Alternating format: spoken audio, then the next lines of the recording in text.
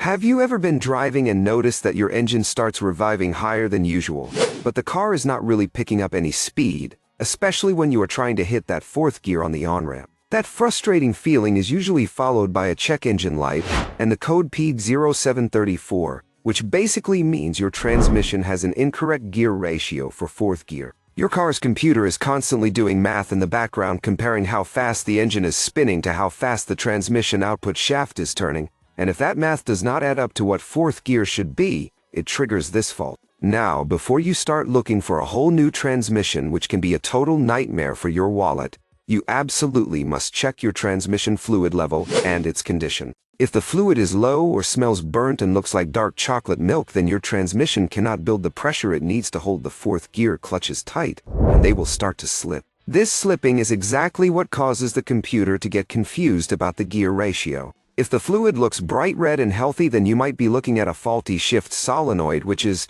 just a little electric valve that tells the fluid where to go. Sometimes these solenoids get stuck, or the electrical coil inside them fails, and it stops the transmission from ever fully engaging fourth gear. You can usually test these with a good scan tool to see if the computer is actually commanding the shift, or if there is a blockage inside the valve body preventing the fluid from moving. It is also possible that a speed sensor has gone bad and is giving the computer the wrong data, which makes it think the transmission is slipping when it actually is not. If you have other transmission codes appearing alongside this one, you should always tackle those first, because a problem with a pressure sensor or a different solenoid can have a domino effect that leads to this incorrect ratio code. Transmission work can be intimidating, but starting with the fluid and checking for electrical issues is the smartest way to avoid a massive repair bill that you might not even need to pay. Keep it simple and look for those basic fluid or wiring problems before jumping to the worst-case scenario.